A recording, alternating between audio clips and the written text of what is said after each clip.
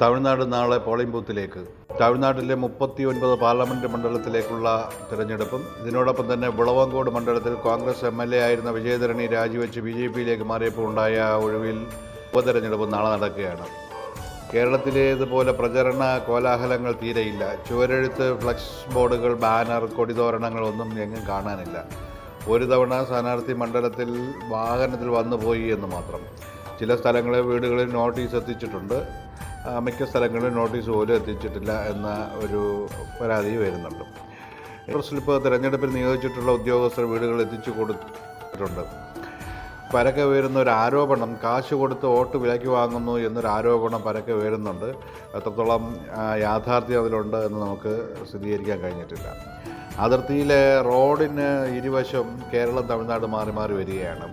കേരളത്തിൻ്റെ ഭാഗത്ത് അവിടെ പോസ്റ്ററുകൾ, ചുവരെഴുത്ത്, കൊടി, ബൂത്ത് ഓഫീസ് ഒക്കെ ധാരാളമായി കാണാനുണ്ട്. എന്നാൽ റോഡിന് മറുവശം തമിഴ്നാടിൻ്റെ ഭാഗത്ത് ഇത്തരത്തിലുള്ള യാതൊരു പ്രചരണ ഉപാധികളും തന്നെ കാണാനില്ല എന്നുള്ളത് മാത്രമല്ല, മത്സരിക്കുന്ന ഒരു രാഷ്ട്രീയ പാർട്ടികളുടെയും കൊടിയോ അടയാള ചിഹ്നങ്ങളോ എങ്ങും തന്നെ ഈ റോഡിന് ഒരു വശത്തും കാണാനില്ല എന്നുള്ളതും ശ്രദ്ധേയമായൊരു കാര്യമാണ്.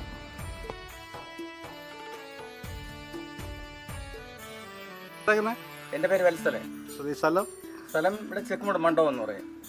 ഇത് നമ്മുടെ കടയുടെ ഈ സൈഡിലൊക്കെ പോസ്റ്റർ ഒട്ടിച്ചേക്കുന്നു, മറു സൈഡൊന്നും കാണാനില്ല. ആ റോഡിൻ്റെ ആ സൈഡ് എന്തുകൊണ്ടാണ്? അത് അവർ നിരോധിച്ചാണ് തമിഴ്നാട്ടിൽ. പോസ്റ്റർ ഒന്നും ഒട്ടാൻ പാടില്ല, പരസ്യം പാടില്ല എന്ന് പറയുന്നുണ്ട്.